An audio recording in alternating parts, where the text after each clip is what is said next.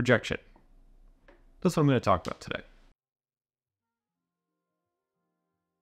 So I want to talk about rejection because it's something that every artist faces, every artist has to deal with. It's something that we are prepared with from the start, really, when you think about it. As soon as someone expresses interest in being an artist, you know you've gotten this reaction at some point that like, oh, like, are you sure? Do you think it's going to work out? Like, make sure you're prepared to like have a real job on top of it to support your art. Like, these are things I was hearing even while in art school from my art professors. But rejection comes in all forms, right? There is the rejection of your peers who may not like your work. There's the rejection of your professors who may not be interested in what you're making. There's the rejection of schools. There's the rejection of open calls, which could be for exhibitions, publications, residencies, grants. These are all paths to rejection. They're all things that we need to be able to get our work out there.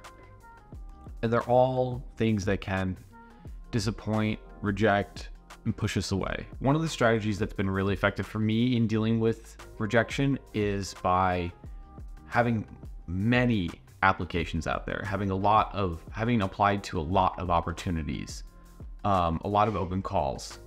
That for me has been my best safeguard against rejection, because I know like, okay, if this one doesn't work, I've got 5 more out there that I'm waiting on. The more you only need a few yeses, right?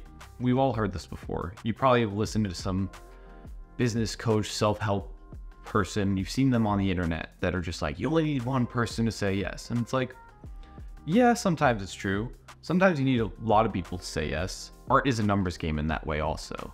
Like, just putting yourself in the position to be seen and have the potential to be accepted is the most important part. You can use rejection as a tool for growth in the way that, like, when you receive a rejection letter or you don't get into something, you can use it as an opportunity to reach out to the curators, reach out to the institution. Like, you have an email address for either the place that you're applying to or someone there. Sometimes it's on their website, like the people that work there. You can email them and ask them like, hey, this was my application. Would you mind giving me some feedback on it? I would really appreciate it for next time. Sometimes they won't respond, sometimes they do. It's like a 50-50 shot, but it's worth taking after the fact. And then at that point, you've begun to even establish a relationship. Now they know like that you're serious. They know what your email address is, at least maybe your name. And then they're even like, if they respond, that means they took a second look at your work. So that right there is huge. That's a strategy that I have, and now that I say it out loud, I think I should employ more for my own personal growth. So the only mindset you need to have is that rejection will happen. And that sucks to say and that sucks to hear, but rejection will happen, and as long as you can accept that it will happen, then you can deal with it. You can move on from it, and you can grow, and you can be better next time. If you're someone who faces rejection and you decide like, maybe this isn't the path for you, then maybe the fine art world isn't for you at that point. Or maybe like showing in galleries and trying to sell your work through these avenues isn't for you. And that's okay. You don't have to, you don't need to do that to be a successful artist. You can look to freelancing. You can look to social media. You can look to Etsy or selling your products online, selling your work online and building there. Dear artist, thank you for submission to blank. We had over 200 applications this year, and our panel of jurors was thoroughly impressed with the diverse array of incredible work we received from across the country and abroad. They made the difficult choice to select only 2 award winners and 4 honorable mentions. Unfortunately, your application was not among them.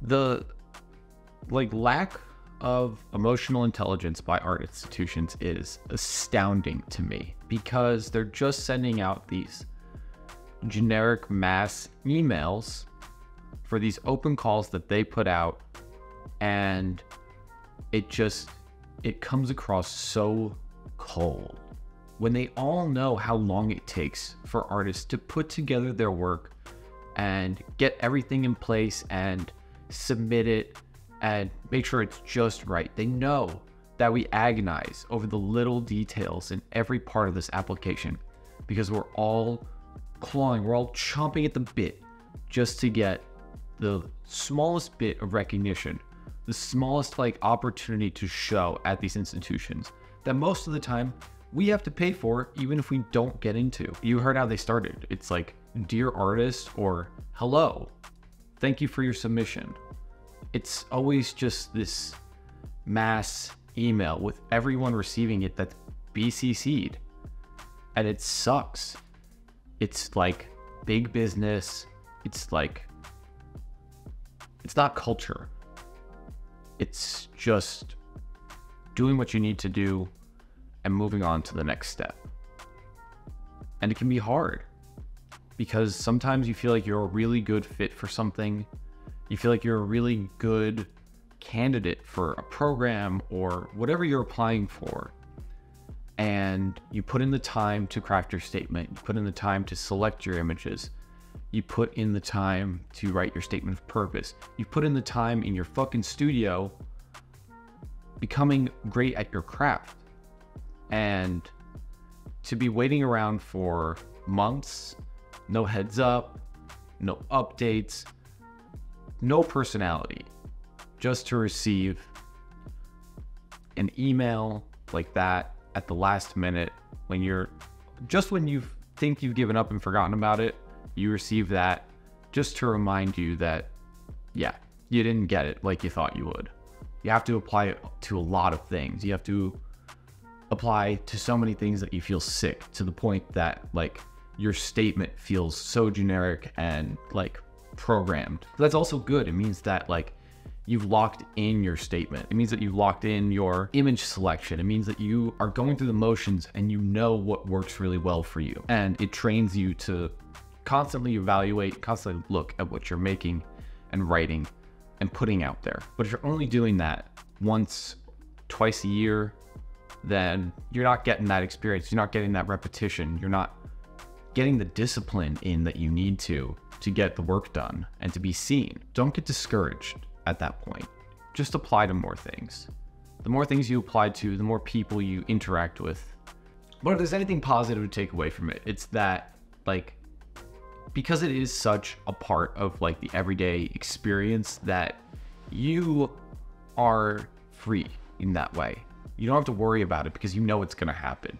So you're free to create whatever you want.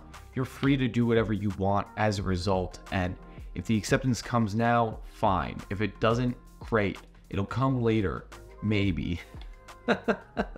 And other artists have even found creative ways of presenting and dealing with rejection. My friend Tommy Ka, who was on the first episode of my podcast, he has a Tumblr blog where he like, you know, screenshots and posts all of the rejection letters he's gotten. And Tommy, by all means, is a successful artist. Like, he is someone who has had books published, he's got residencies, studio opportunities. Like, he has been the recipient of a lot of amazing career defining like achievements, but he still faces rejection constantly. And he is someone who is like a great example of a working artist, someone who is like the pinnacle of an artist, like at least to me. Like, Tommy is the fucking man. And if you look at him as someone who's like this measure of success, someone that you would like love to be in their position as an artist,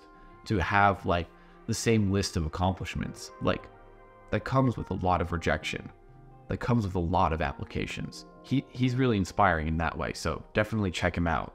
Okay, I think I've gotten everything off my chest that I wanted to get off. I think I've said everything that I possibly could say about this topic right now. If you found this video useful, or if you feel like I left anything out, let me know in the comments. If you have any question about the art world or rejection or applications, leave it down below and I'll answer any questions I can.